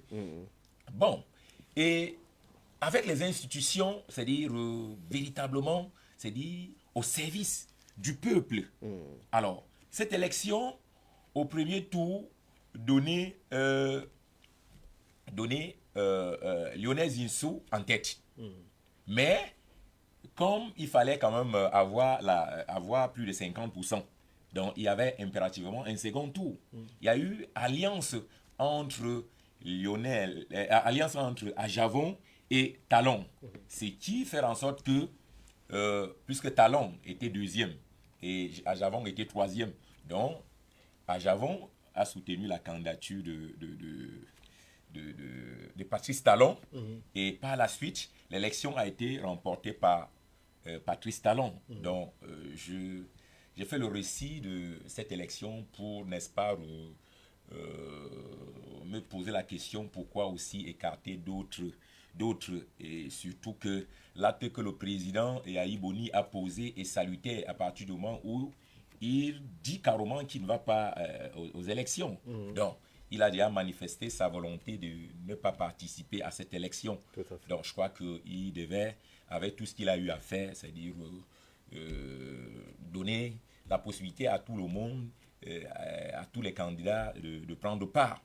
Donc, c'est la question que je me pose. Tout à fait. Bon, maintenant, si on va au Bénin, c'est-à-dire c'est toujours les mêmes pratiques. Pour dire que la situation du Congo, l'élection du Congo, si le président congolais, Denis Sassou Nguesso, est candidat, rien ne va changer. Parce que déjà, la gestion de l'Afrique centrale est systémique. C'est-à-dire, ce qui se passe au Cameroun, c'est ce qui se passe au Congo, c'est ce qui se passe au Gabon, c'est ce qui se passe en Guinée équatoriale. Donc, du coup, c'est tout un système. Et ils savent comment, c'est-à-dire, ils vont manigancer pour, n'est-ce pas, être proclamés vainqueurs. Pourtant, nous avons pensé que 34 ans ou 35 ans de l'avènement de la démocratie, du pluralisme politique, il fallait quand même que ces présidents, c'est-à-dire, passent la main, en sachant qu'il y a une vie après, c'est-à-dire la fonction du président de la République. Mais pourquoi on ne peut pas être en Afrique centrale comme au Nigeria, où on a carrément, c'est-à-dire des anciens chefs de l'État. On a au Sénégal, c'est-à-dire, on a encore Abou Diouf, on a encore Abdoulaye Wade, on a encore Macky Sall. Oui. Donc, vous voyez, ça fait beau. Mais pourquoi en Afrique centrale? Ça fait beau, vous dites? Oui, non, ça fait beau. Ça, c'est un événement. Donc, on s'attend à ce que en Afrique centrale, parce que ces hommes-là sont les hommes d'État. Donc, j'espère que le président congolais, Denis Sassou Nguesso, va, n'est-ce pas, donner cette possibilité à d'autres Congolais d'accéder à la magistrature suprême. Donc, c'est ce qu'on attend. C'est-à-dire, on n'attend pas qu'on nous fasse toujours, comprendre que non, c'est l'appel du peuple. J'avais dit que si c'était l'appel du peuple, Mandela ne devrait pas partir. Il devait n'est-ce pas, s'éterniser au pouvoir. Si c'était l'appel, donc on ne va pas me dire qu'au Bénin, il n'y a pas eu l'appel du peuple. C'est parce que Talon, au début, disait qu'il était contre le culte de la personnalité. Donc, ce qu'on constate aujourd'hui, c'est que nos chefs d'État, c'est-à-dire les présidents de la République, malgré l'âge avancé, ou ceux qui ont déjà fait leur temps, sont vénérés. On les prend, c'est-à-dire comme des demi-dieux. Et là, ça fait problème. Maintenant, il y a une élection qui vient au Cameroun, l'élection municipale et législative. Déjà, je pense que c'est une élection qui va se jouer parce que, avec ce qui s'est passé lors des élections présidentielles, d'abord, je souhaite qu'il y ait, que ce soit une élection inclusive où tous les acteurs, tous les partis politiques pourront participer, qu'on n'exclut plus d'autres formations politiques sous prétexte qu'il y a ceci, cela. Parce que je crois que l'opposition peut faire basculer les choses. Nous l'avons vu, je crois que c'était en 92. C'était en 92 avec la majorité à l'Assemblée nationale. Le RDPC n'avait pas la majorité à l'Assemblée nationale. Il a fallu maintenant tendre la main au MDR. À Dakole Daïsala pour pouvoir avoir cette majorité. Or, je ne comprends pas pourquoi Dakole n'a pas pensé à passer les 4 députés à l'opposition pour que vraiment il y ait un vrai débat. C'est-à-dire un vrai débat à l'Assemblée nationale. D'accord. Ça, c'est l'histoire. Voilà, ça, c'est l'histoire. Oui. Maintenant, pour revenir, quand je dis qu'on attend carrément rien, c'est-à-dire rien de concret, c'est que, d'abord, on va à une élection où le code électoral n'est pas consensuel. C'est vrai que ce n'est pas pareil comme l'élection présidentielle. C'est-à-dire les résultats sont connus, c'est-à-dire au soir des élections. Donc, Maintenant, il faut juste la sécurisation du vote. Bon, mais ce qui s'est passé déjà lors des sessions des pleins droits du Conseil, des conseils régionaux, des conseils régionaux nous amène, c'est-à-dire à comprendre que rien ne va changer. Parce que, vous voyez, on a toujours les mêmes têtes. C'est-à-dire, on a toujours les mêmes têtes. Donc, c'est la continuité. C'est-à-dire, c'est la continuité. Donc, pour dire que, même malgré que le pouvoir nous parle du secteur de la jeunesse et de la femme, mais quel jeune est président du conseil régional? Quelle femme est à la tête du conseil régional? Aucune. Aucune. Donc, je voudrais dire tout simplement qu'il faudrait quand même que les gouvernants sachent que le temps monolithique est révolu. Il faut que la donne change. Il faudrait quand même que l'Afrique, c'est-à-dire, fasse un pas. Ça peut être que c'est une formation politique, c'est-à-dire, qui est au pouvoir. Mais s'il y a, c'est-à-dire, des hommes qui viennent, s'il y a des hommes qui permutent, ça va faire avancer les choses. On a vu en Chine, avec le Parti communiste. On a ici en Afrique du Sud, avec l'UNC. Avec l'UNC.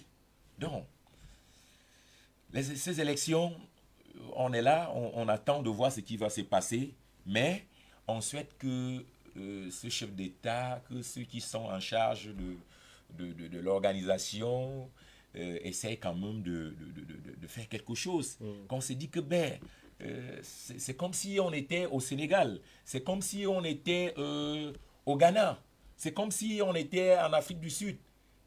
Bon, donc, voilà ce qu'on pouvait dire. Ce que je peux dire. Merci beaucoup. Et alors, et vous, M. Edwin Ekoto Etonder, 2026, je dois rappeler que vous avez fait pas mal de rapports en tant qu'observateur dans le cadre de votre organisation.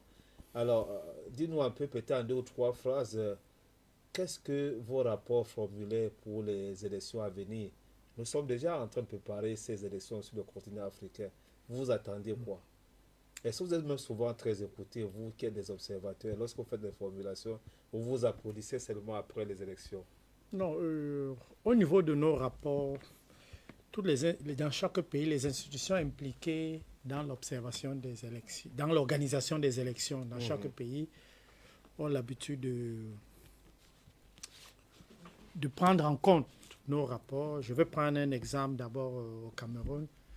Je sais au temps de Dr Fokamazu à Elekam, nous avons fait plusieurs missions, 2011, 2013,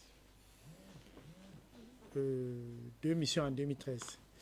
Ça fait 5 missions. On a déposé des rapports avec des recommandations. Ah oui. Il faut qu'on soit clair. Qu'est-ce qu'il en est de ces recommandations? Vous avec des 2011, recommandations. En 2025, Je dis 2011, 2013. Est-ce qu'on a eu à 2013, mettre en exécution? Au temps de Dr Fokamazu, pour nos recommandations, on n'avait jamais eu de réponse. Et on n'avait jamais constaté un changement. Le changement au niveau de l'ECAM a commencé en 2018 avec Babalé. Avec Babalé, nous avons fait des recommandations, nous avons vu des améliorations. Avec Dr Eric Essoussa, au qui je tiens un coup de chapeau, nous constatons à tout moment, il respecte nos recommandations, et nous écrit même, et nous invite même parfois à donner notre point de vue. Dans un cas de figure, qu'est-ce que vous demandez et que vous vous rendez compte que... Nous avons demandé l'implication des femmes à l'élection Cameroun. C'est-à-dire comment l'implication plus de femmes à l'élection Cameroun. C'est-à-dire, c'est pas clair toujours. Implication des femmes. À quel niveau? Dans les bureaux d'élection Cameroun, sur le terrain? Non, dans les bureaux d'élection Cameroun et même sur les terrains. Quelle est l'implication d'avoir ces femmes dans les bureaux derrière? Là, voilà, vous avez bien parlé. Vous savez, la femme, elle est maternelle. Oui. La femme est maternelle. Soyez curieux, vous allez voir tous les grands dégâts qui se passent de par le monde. La femme n'est pas souvent... Est-ce que vous avez eu le temps de remarquer qu'il n'y avait pas de femmes qui travaillaient dans les... Non, on avait fait ce constat. En back-office dans les bureaux. Oui, on avait déjà eu à faire ce constat. Selon les a fait la recommandation, ils ont essayé d'augmenter l'effectif. Nous avons aussi fait une deuxième recommandation. Il ne faudra pas attendre à la veille des élections pour former les membres d'élection Cameroun. Il faut de temps en temps les enroutiner, même après 3-4 mois, organiser des séminaires. Et nous souhaiterons aussi les voir dans l'observation au niveau international et au niveau national des élections. Et plusieurs missions que nous avons faites au niveau international, nous avons rencontré même Eric Soussalu, avec plusieurs membres de la commission et les CAM du Cameroun, pour qu'ils voient les exemples. Et la dernière fois, nous avons fait une recommandation pour le président CCO, nous avons fait une recommandation au ministère d'administration du territoire. Qu'est-ce que vous aviez? Nous avons demandé que nous voudrons que les membres du MINAT, nous souhaiterons les voir observer aussi à l'extérieur pour comprendre la chose, parce que vous ne pouvez pas organiser, être aussi l'un des pionniers d'organisation des élections. Est-ce qu'il suffit d'observer à l'extérieur? Au niveau de la pratique, qu'est-ce que vous attendez sur le terrain? Est-ce qu'il suffit d'aller observer à l'extérieur? Est-ce que le problème n'est pas beaucoup plus sur la pratique, sur le terrain? Non, je vais vous dire, quand un officier, quand un commandant de brigade ou un commandant de compagnie ou une collision ou un commandant de groupement envoie les éléments sur le terrain pour agir, si lui-même, avant d'être occupé ce poste, s'il n'a pas eu à aller souvent sur le terrain, il y a des choses qu'il ne peut pas comprendre. D'accord. Alors, pour 2026, alors, comment est-ce que vous voyez les choses? Oui, nous demandons déjà à tous les pays africains qui ont eu à organiser les élections en 2025, les années antérieures, et qui ont les élections en 2026, de revoir les rapports et les recommandations qui ont été données par les ONG, d'essayer de les mettre en exergue pour plus d'apaisement. Parce qu'au niveau international mondial, une troisième guerre mondiale risquera de s'éclater. Et éviter qu'il y ait trouble dans vos pays pour que les déstabilisateurs du continent américain puissent se ressourcer chez vous pour se sauver de cette troisième guerre mondiale. Et sinon, votre pays sera impliqué d'une manière ou d'une autre.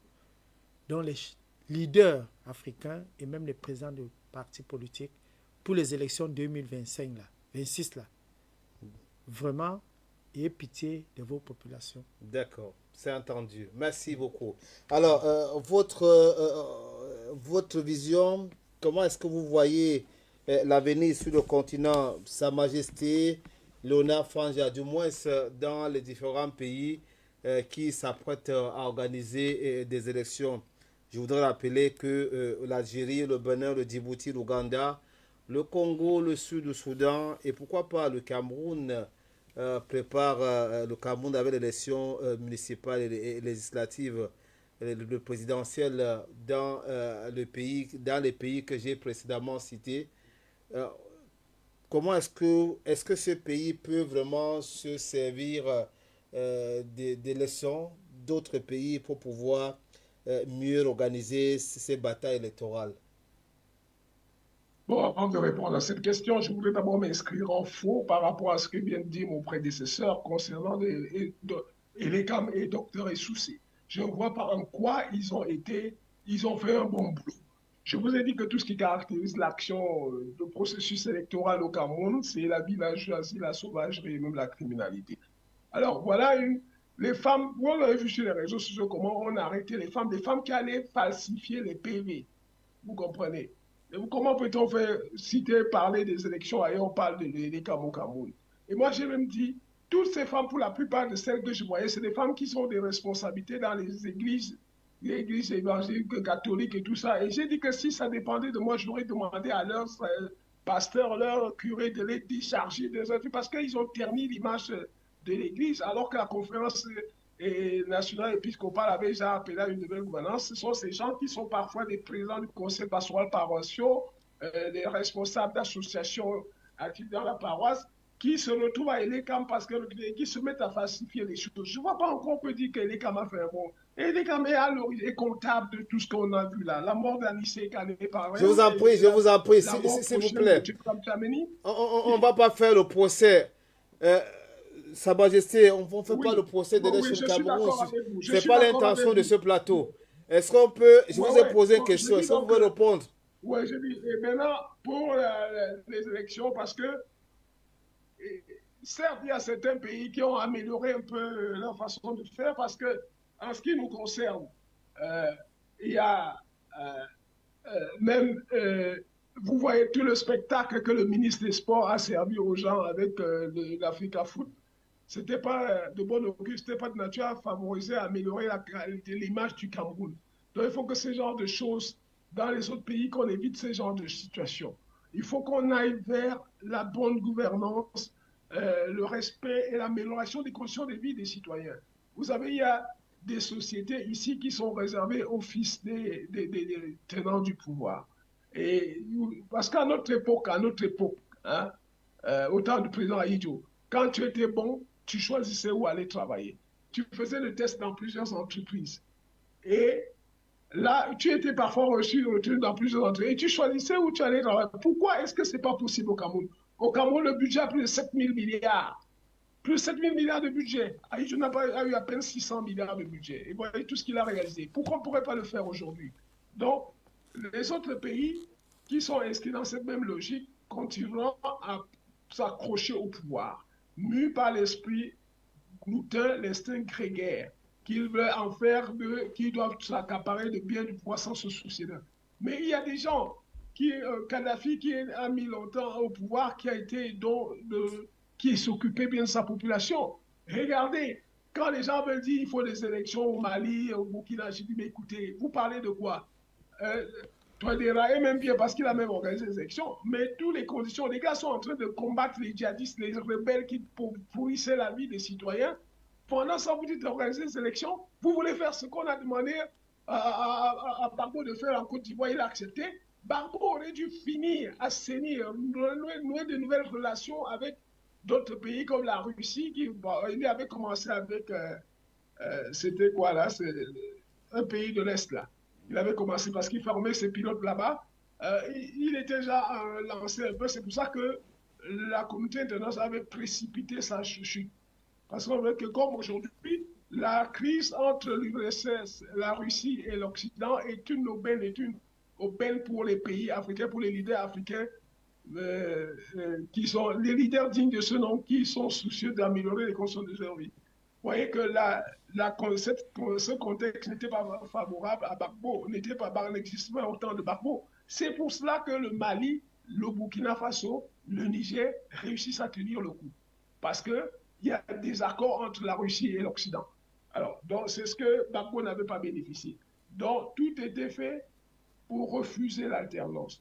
Et je vous dis qu'en matière d'alternance, le Cameroun et la Guinée équatoriale sont les derniers de la classe. Parce que quand vous allez même au Tchad, vous voyez Agartha Toumbalbaye, Kamougué, il y a Boukouni Wede, il y a Issé Nabré, il y a Idriss Déby fils. Vous allez au Congo, il y a eu Fulbert Lulou, il y a Marie Ngombois, il y a Sassou Nguesso, il y a l'autre Kolela, et avant que Sassou ne revienne, ça fait 5 alternatives. Vous voyez, non? Ou alors, alternance, 5 alternances. Au Gabon même, il y a eu le premier président là, il y a eu Bongo, père Bongo fils, et aujourd'hui Oligui Nguema, Brice-Clotaire Oligui Nguema. Et je dis que le Cameroun est le dernier de la classe. Le dernier, d'autant plus dernier de la classe qu'on ne se comprend pas pourquoi en 43 ans, la route Yaoundé-Kribi n'est pas terminée. La route Ebolova-Kribi qui existait n'existe plus. L'autre jour, c'est un camion qui est tombé dans l'eau. Un camion de la police qui allait enterrer un policier, la femme est morte, les enfants sont morts, une femme enceinte dans l'eau, parce que c'est un pont provisoire. Un pays riche comme le Cameroun. La route aidée à Kribi, il y a 2 gros porteurs qui ont fait l'accident l'autre jour, mais pourquoi ça? Est-ce une malédiction? Il faut donc que ça change. Et je relève tout ça pour dire aux autres de ne pas s'accrocher au pouvoir pour s'accrocher. Merci beaucoup. Il s'occupait du peuple. Kadhafi s'occupait du peuple. Alors, si vous vous accrochez au pouvoir et vous n'êtes pas capable d'améliorer les conditions de vie des citoyens, de grâce quitter. Merci beaucoup à vous, Sa Majesté. En Guinée, ou bien au moins le mérite d'avoir changé la vie de ses concitoyens, hein, parce que c'était des gars qui tombaient dans la misère ici, dans ce pays, et aujourd'hui, ce sont eux qui nous narrent. Merci. Nous sommes arrivés à la fin de cette émission. Nous voulons bien vraiment vous dire merci. On va juste vous donner la parole pour les mots de conclusion. Et surtout que c'est la première émission de l'année 2026, l'Afrique à l'une. On commence avec vous, Edwin Ekoto Etonde. Merci d'avoir accepté notre invitation, votre mot de conclusion et surtout les vœux pour 2 ou 3 personnes qui nous regardent en ce moment. Ils sont très nombreux, hein. Ils nous ont beaucoup écrit. On n'a pas seulement eu le temps de lire les différents messages que j'ai sous mesure. Merci. Je donne d'abord les meilleurs vœux à mon épouse et à mes enfants. Commencez peut-être par votre mot de conclusion. Oui. Vous avez préféré les vœux à les vœux? Oui. D'accord, allez-y. Je demanderai à mon collègue panéliste de l'UDC de transmettre mes vœux à Madame Joya, Dame Joya, présidente du parti, parce que c'est un parti depuis. C'est l'un des partis, sont 2 partis de l'opposition au Cameroun qui sensibilisent bien leurs militants. Vous n'allez pas les voir dans le désordre électoral. Ils revendiquent, mais ils ne font pas dans les casses. Je souhaiterais aussi une nouvelle bonne année à Maître Jonawe Paulin, président du MDR, un parti aussi qui sensibilise très bien ses militants, surtout dans la zone de l'extrême nord. Je souhaiterais aussi les meilleurs vœux à la Première Dame et au chef de l'État. Madame Chantal Biya. Oui, merci beaucoup à vous, monsieur.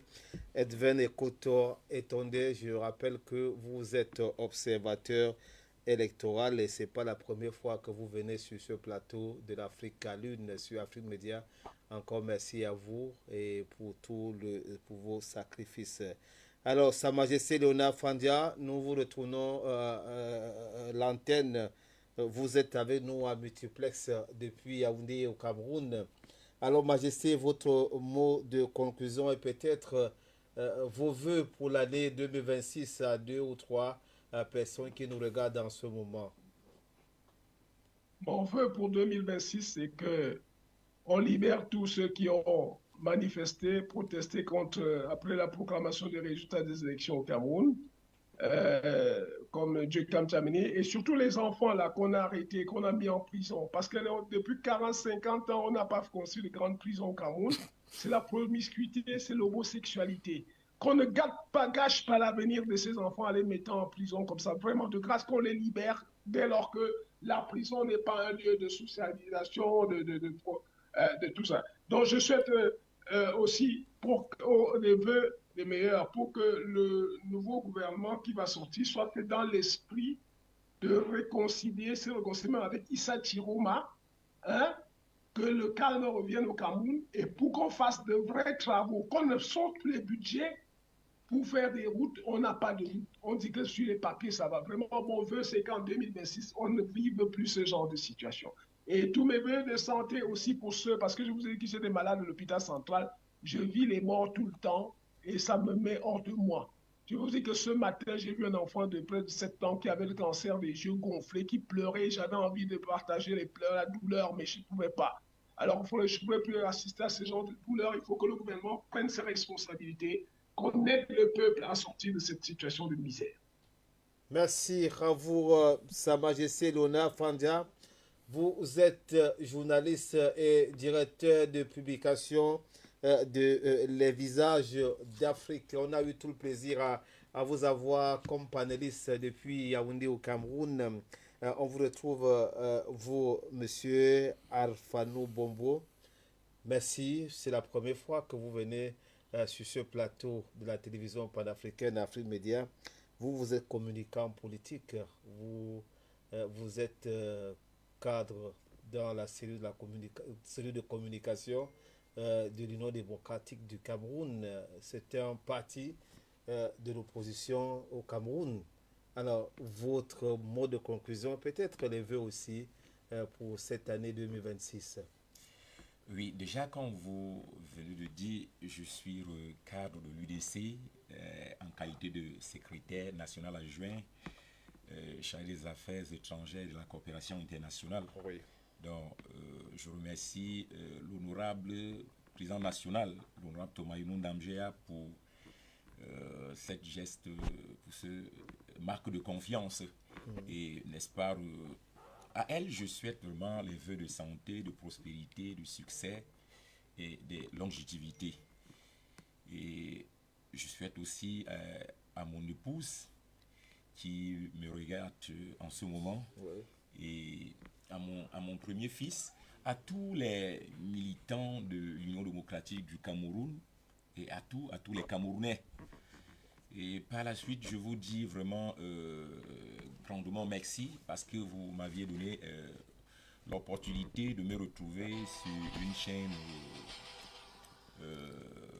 panafricaine qui, n'est-ce pas, analyse et développe l'actualité du continent. Donc c'est vraiment un grand honneur pour moi. Je vous remercie encore.